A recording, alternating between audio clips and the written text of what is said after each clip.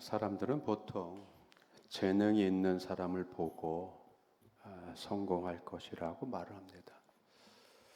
저 사람 성공할 거야. 저렇게 재능이 많은 걸 보니까. 이렇게 생각하는 것이 보통입니다. 그런데 신기하게도 성공하는 사람은 다른 특징을 가지고 있습니다. 첫 번째 특징은 성공한 사람은 조용합니다.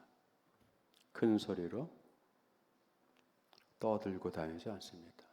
또 큰 소리 치지 않습니다. 내가 해낼 수 있어. 난 할 수 있어. 그렇게 말하고 다니지 않습니다. 해야 할 일을 꾸준히 해냅니다. 자기 계획을 자랑하지 않습니다. 목표를 사람들에게 떠들고 다니지 않습니다. 묵묵히 자기 자리를 지킵니다. 성공한 사람의 두 번째 특징은 어렵고 힘들 때 핑계대지 않습니다. 탓하지 않습니다. 세상이 나를 알아주지 않아. 사람들이 나에게 기회를 주지 않아. 이렇게 탓하거나 핑계하지 않습니다. 안 되는 이유보다 할 수 있는 방법을 찾습니다. 문제가 생겨도 불평하지 않습니다. 행동으로 그 문제를 해결하려고 합니다. 행동이 먼저죠. 그리고 조용합니다. 묵묵합니다. 그래서 진짜 성공할 사람은 재능보다 태도에서부터 보이는 것입니다. 조용히 반복하고 조용히 성장하고 묵묵하게 나아갑니다. 시간이 지나면 그래서 차이가 납니다. 남들보다 어느새 앞서 나가 있습니다. 그리고 높은 데 가 있습니다.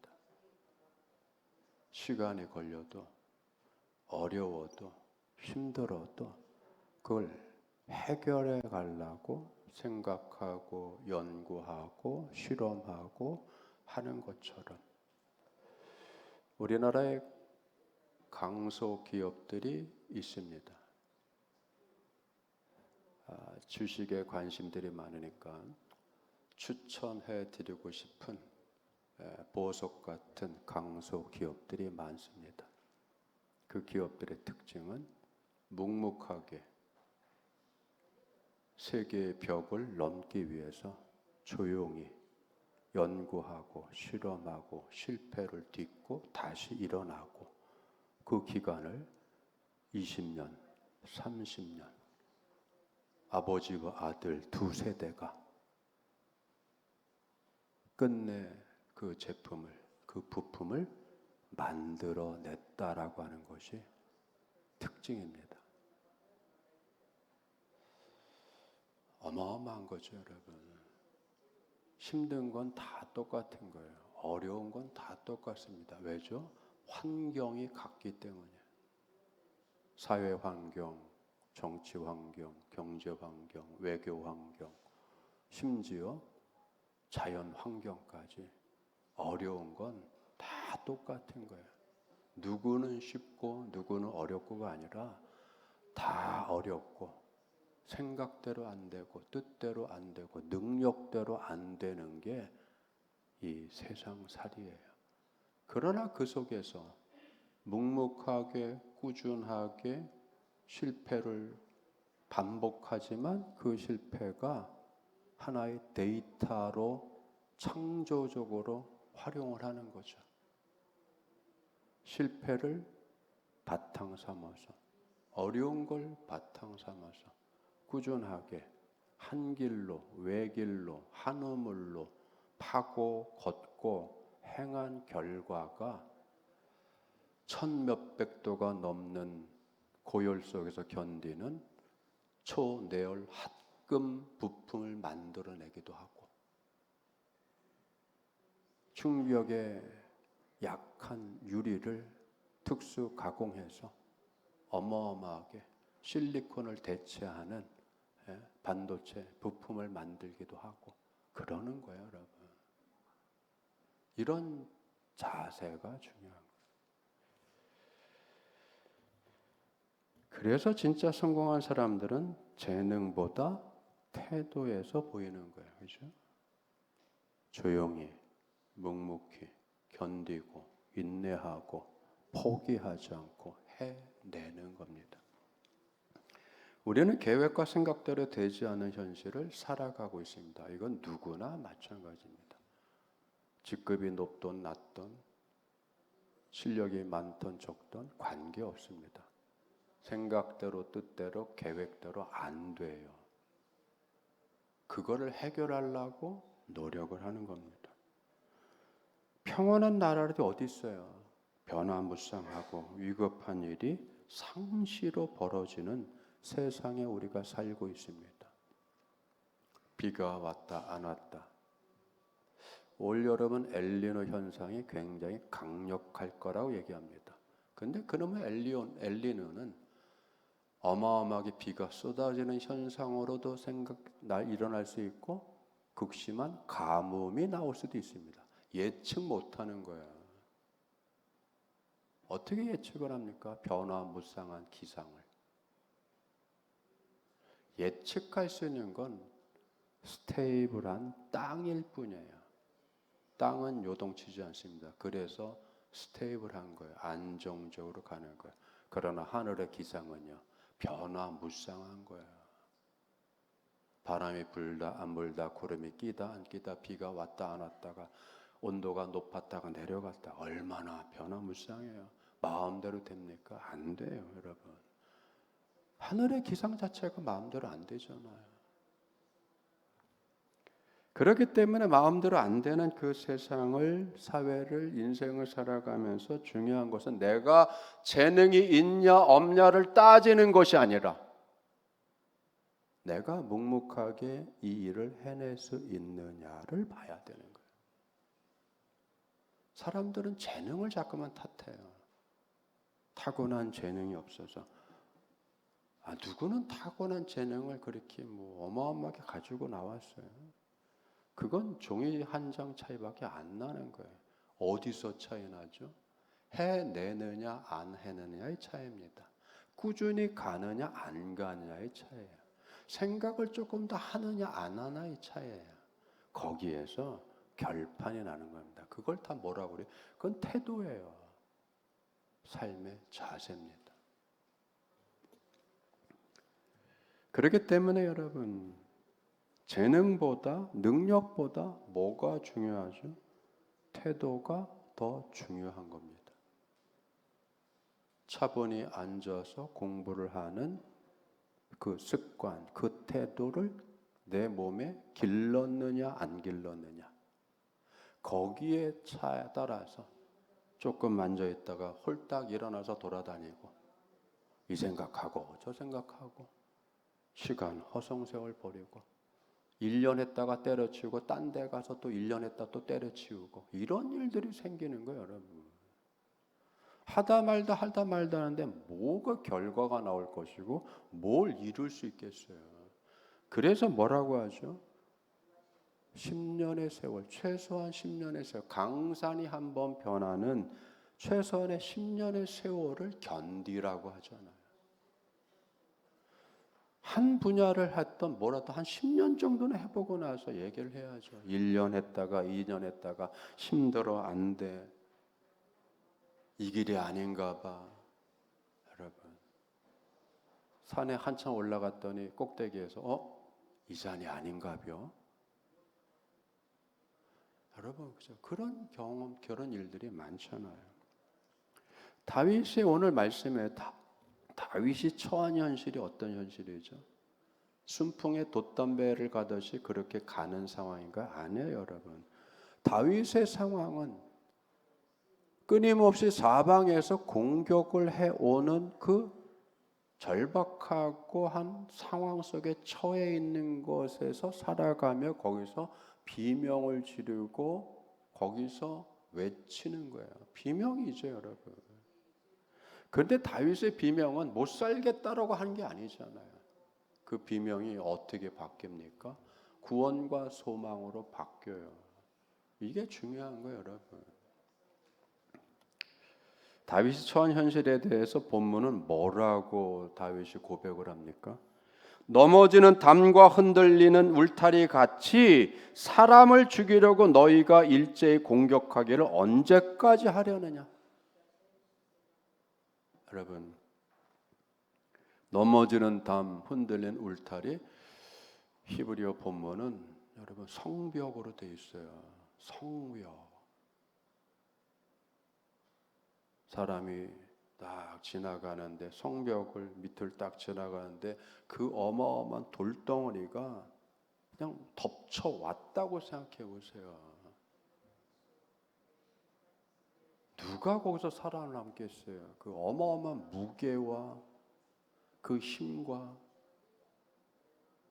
그러한 불가항력적인, 내가 어떻게 할 수 없는 주변의 환경을 내가 어떻게 할 수 없는, 내 힘으로 어떻게 해볼 수 없는 그 어마어마한 육중하고 막강하고 힘이 있고 파괴력이 있는 그 환경이 나를 덮친다는 건데, 그게 자연 환경이 아니라 누구라고요?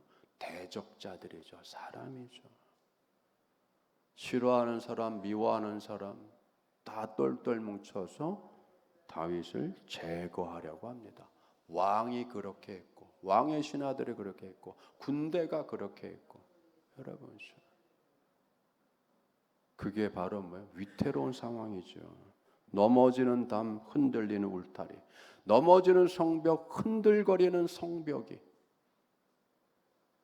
나를 향해서 쏟아져 내려온다. 여러분, 성벽이 무너져 내리고 건물이 무너져 내리고, 여러분, 지진으로 흔들려서 집이 폭삭 무너지고 누가 살아남을 수 있겠어요?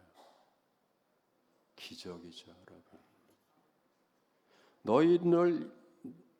너희가 언제까지 일제히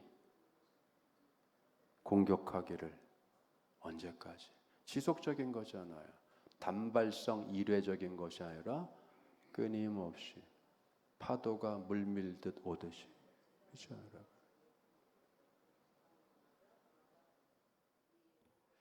여러분, 파도가 물밀듯이 온다는 게 어마어마하게 겁나는 거야, 그렇죠? 6.25 때도 겪었고, 몽골 때도 겪었고, 많이 겪었죠. 인해 전술이 아니라 여러분, 인파 전술이라고 하는 거예요. 인파 전술. 용어가 이상한 거예요. 1파가 오고, 두 번째 파도가 오고, 세 번째 파도가 오고. 여러분, 계속 끊임없이 쓰러뜨리면 또 수천 명이 몰려오고, 쓰러뜨리면 또 수만 명이 몰려오고. 그걸 어떻게 견뎌요? 파도 쳐오듯이 온다는 거예요, 여러분. 파도 쳐오듯이. 문제가, 어려움이, 근심거리가 경제적으로, 사회적으로 어마어마하게 오죠. 위태로운 상황이죠. 이게 뭐예요? 숨을 돌릴 수 없이 계속 오는 겁니다. 언제까지 그러느냐? 이러한 위급한 상황 속에서 다윗이 보여준 태도와 마음의 자세가 어떨까? 이게 중요한 거예요, 여러분. 우리가 인생을 살아가면서, 오늘날 대한민국의 현실을 살아가면서 숫자에 속지 않고 살아가려면, 통계에 속지 않고 살아가려면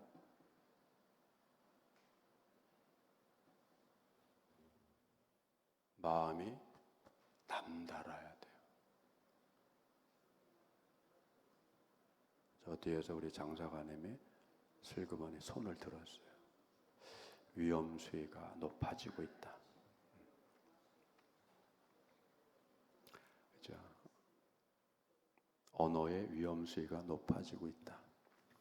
여러분, 위험 수위가 좀 높아지고 있는 거예요. 그런데 뭐가 중요하죠?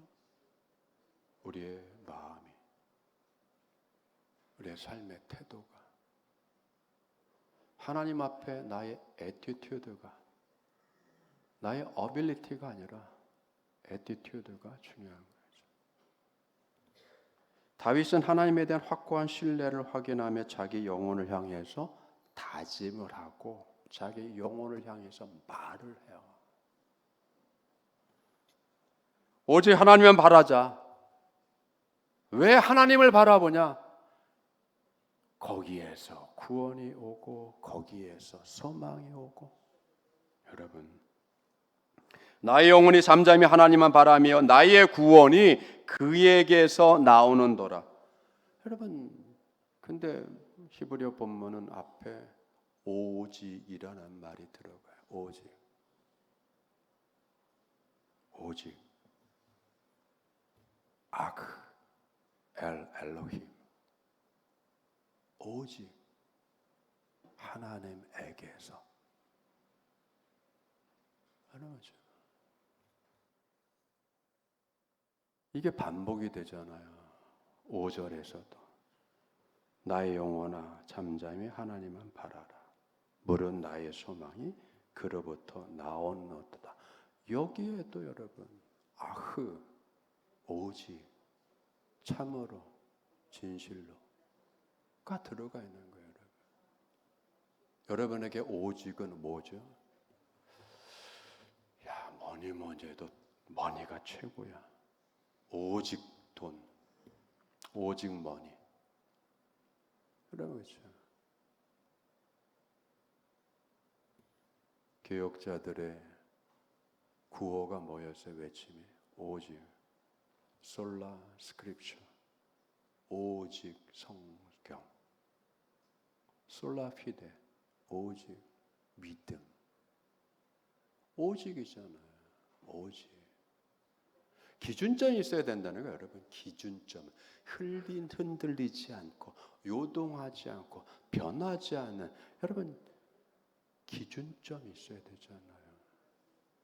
저와 여러분의 삶을 붙잡아두는 앵커 역할을 하는 뭔가가 있어야 되잖아요. 여러분 삶의 앵커는 뭐예요? 여러분의 삶을 요동치 않고 붙잡아둘 수 있는 그 앵커가 뉴스 시간에 앞에 테이블에 있는 사람의 앵커가 아니라 그 앵커 말고요. 풍랑이는 바다에서 배를 떠내려가지 않게 붙잡고 있는,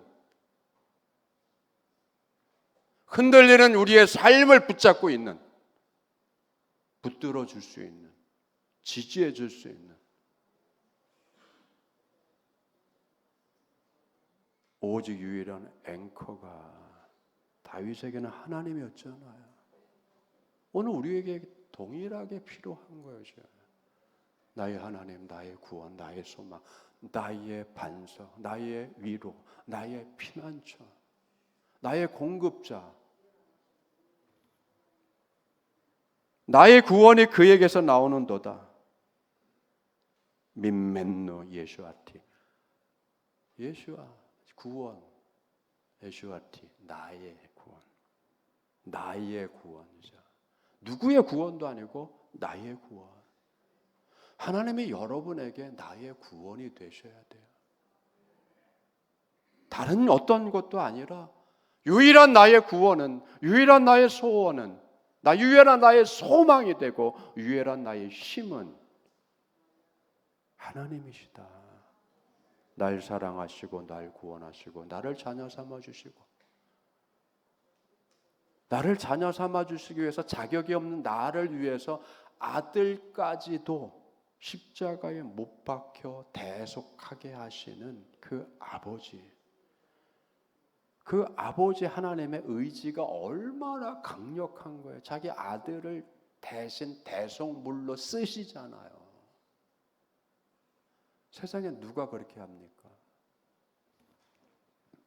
격동하는 상황 속에서 고요히 요동치 않고 침묵하며 조용히 구원의 하나님을 기다릴 수 있는 다윗이 힘이 없었나요? 아니죠. 힘이 있었죠. 자기를 따르는 군사들이 있었죠. 인기가 있었죠. 백성들이 인정을 했죠. 그가 들고 일어서서 군사를 동원했다면 이스라엘 백성들이 다 인정을 했겠죠. 그런데도 그거 하지 않고 하나님께 맡기잖아요. 하나님을 바라는 게 바로 이런 겁니다. 그렇죠? 바라볼 수 있는 믿음을 소유한다는 것이 세상을 이기는 가장 중요한 길이죠. 방법이에요. 우리가 가져야 될 태도입니다. 우리가 가져야 될 자세예요. 마음의 자세, 생각의 자세, 몸의 자세, 생활의 자세. 일관돼야 되죠. 일이 관제해야 되죠. 하나로 꿰뚫어져 있어야 되죠. 하나로 꿰뚫어져 있어야 그것이 뭐예요? 보배로워지죠. 그런 말 있잖아요. 구슬이 서말이라도 꿰어야 보배라고. 흐트러져 있는 모든 삶이 뭘로 꿰뚫어져 있어야 되죠? 하나님을 향한 믿음으로 꿰뚫어져 있어야 되죠. 구원에 하나님의 개입이 필요한 거예요. 그렇죠? 남, 소, 닭 쳐다보듯이 서로 쳐다보는 것이 아니라 긴밀하게 개입하고 하나가 되고, 그 긴밀하게 하나가 된 상태를 예수님은 제자들에게 계속해서 얘기했잖아요. 아버지가 내 안에, 내가 아버지 안에 하나가 되는 것처럼 너희들도 내 안에, 내가 너희 안에 하나가 되어 하나가 되기를 바라는, 치열한 생존의 현실에서 불의한 인간은 아무것도 아닌 것을 여러분 다윗은 또 고백을 하잖아요. 다윗은 하나님에 대한 믿음을 재확인하며 자기 영혼에게 자기 영혼을 다독거리죠. 여러분 이게 중요한 거예요. 여러분 내가 나를 다독거린다, 내가 나를 안일시킨다, 내가 내 마음을 안정시킨다. 뭘로 할 거예요? 괜찮아, 나 돈 있으니까 괜찮아. 그렇게 할 건가요?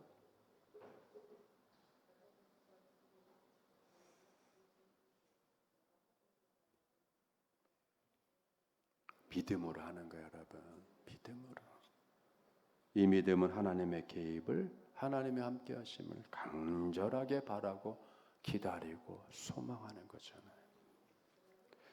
인간이 자연적인 성향대로 한다면, 그죠? 우리의 자연적인 성향이죠. 자기 힘으로 문제를 해결하려고 하잖아요. 동분서주하죠. 이 사람 만나고 저 사람 만나고, 여기 부탁하고 저기 부탁하고, 안 해주면 야속하다고 하고, 섭섭하게 생각하고, 야속하게 생각하고, 그래서 원망하고 미워하고 싫어하고 인간관계 끊고 살죠. 그거 하나 때문에. 그러나 다윗에게 하나님만이 그의 반석과 구원의 산성이라고 하는 것을 입으로 고백하는 게 아니죠. 입만 하는 게 아니잖아요. 이 고백이 어떻게 나왔어요? 삶의 경험 속에서 나온 거죠. 어렵고 힘든 상황 속에서 겪고 체험하고 맛본 하나님의 도우심을 여러분 다윗이 그 인생의 순간순간 고비고비마다 체험해서 경험해서 쌓아놓은 거잖아요. 다윗에게 하나님은 산성이며 굳건한 반석이고 강력한 구원이다. 여러분 경험과 체험을 통해서 하나님 사랑이 나오는 거고, 경험과 체험을 통해서 하나님 존중이 나오는 것이고, 경험과 체험을 통해서 하나님이 귀하다라고 하는 깨달음이 나오는 거예요. 그래서 여러분 체험적인 신앙이 되셔야 돼요. 경험적인 신앙이 되셔야 돼요. 체험적인 신앙, 경험적인 신앙이 되시려면 믿음으로 살아가는 매일매일의 생활이 있어야 되는 거죠. 어려워요, 힘들어요, 근심돼요. 여러분 누구나 다 똑같습니다. 그러나 우리는 다르잖아요. 다른 태도를 가질 수 있잖아요. 왜죠? 기도할 수 있고, 찬송할 수 있고, 인내할 수 있고. 이 태도죠, 여러분. 이게 다른 거예요. 그런데 여러분 이렇게 굳건하게 주님을 향해서 믿고 의지하고 신뢰하는 다윗에게 사람들이 어떻게 보이죠? 오늘 문장에 우리가 읽지 않았지만 여러분 9절 보세요. 슬프도다. 사람은 입김이며 인생도 속임수니 저울에 달면 그들은 입김보다 가볍다. 와, 얼마나 하찮은 거예요. 여기서 사람과 인생이란 두 단어를 썼습니다. 히브리어 본문에 베네 아담 베네 이시. 베네는 복수예요. 아들들. 사람의 아들들 두 번 썼어요. 그런데 앞에 사람은 아담이라고 했고 뒤에 사람은 이시라고 했습니다. 아담은 뭐죠? 흙으로 된 거잖아요. 하찮은 인생들, 낮은 인생들 얘기하는 거예요. 지위가 낮은 인생, 지위가 낮은 사람, 그 아들들. 뭐와 같다고요? 대단한 게 아니죠. 입김이에요, 입김. 입김. 숨. 이시. 조금 더 나은, 높은, 강한 사람을 얘기하는 거죠. 허약한 사람, 의미 없는 인생, 에너시. 여러분, 사람을 표현하는 게 다른 거예요. 높은 사람, 낮은 사람, 허약한 사람, 연약한, 병약한 사람, 아벨. 아벨의 의미는 여러분 병약한 거, 약한 거야. 그러니까 어떻게 돼? 허망하게 형한테 맞아 죽잖아요. 20대, 30대 젊은 나이에 형한테 한 방 맞고 밖에서, 들에서 그냥 덧없이 인생이 갔어.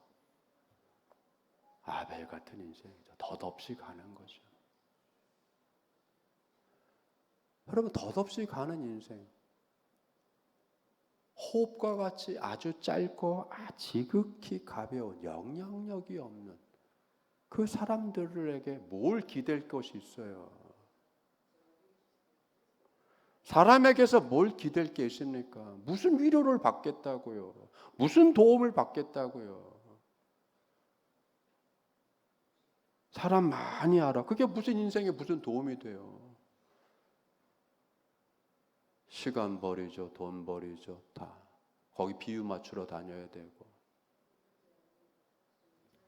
중요한 걸 할 수 없잖아요, 여러분. 중요한 거를.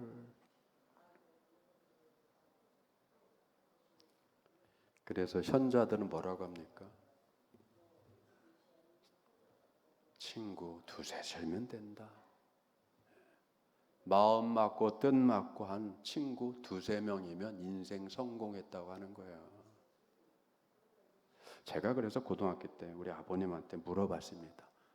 저희 아버님이요, 인간관계가 어마어마하게 넓습니다. 국민학교 동창회 가죠, 중학교 동창회 가죠, 고등학교 동창회 가죠, 대학교 동창회 동문회 가죠, 또 뭐 또 가죠, 또 향후에 가죠. 그래서 한번 고등학교 때 물어봤어요. 아버님,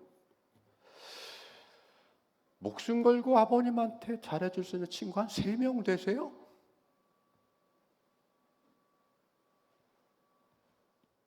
제가 그렇게 물어봤어요. 아버님, 목숨 걸고 서로 저기 해줄 수 있는 친구 한 3명쯤 되시냐?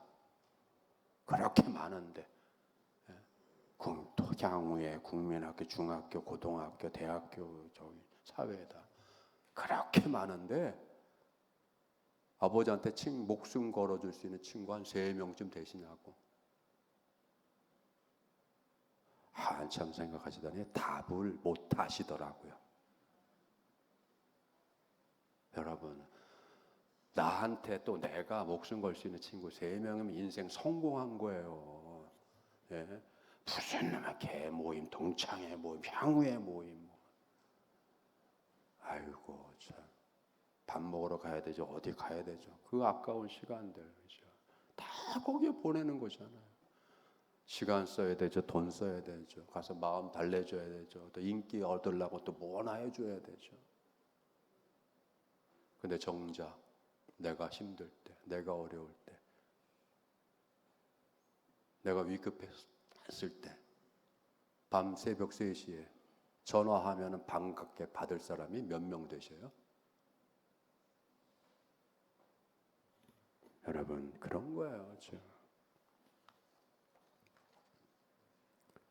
그래서 여러분, 신분이 낮은 사람이나 신분이 높은 사람이나 다 뭐예요? 입김 같다는 뭐 헛무하다, 가볍고 지극히 가볍고 허무한 거야. 속임수는요, 실체가 없다는 거예요, 여러분. 진짜가 아니라는 거죠. 우리에게 무겁게, 의미 있게, 진실하게, 힘이 되고 위로가 되고 소망이 되게 다가오시는 분이 누구죠? 주님밖에 없습니다.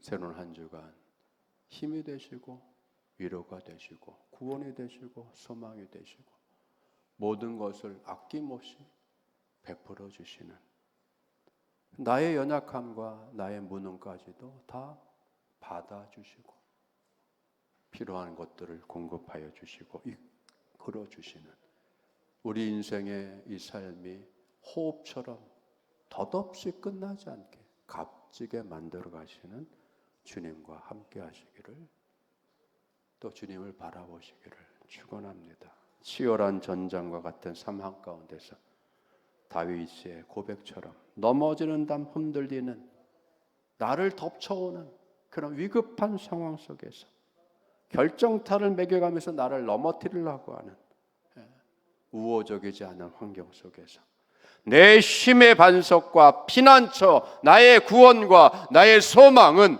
오직 하나님께 있다라는 고백을 갖고 믿음을 갖고 주님 바라보며 한 주간을 승리해 가시는 여러분 되기를 주님으로 축원합니다. 기도하겠습니다. 은혜가 풍성하신 아버지 하나님, 우리가 다윗을 통해서 또 성경의 많은 성도들을 통해서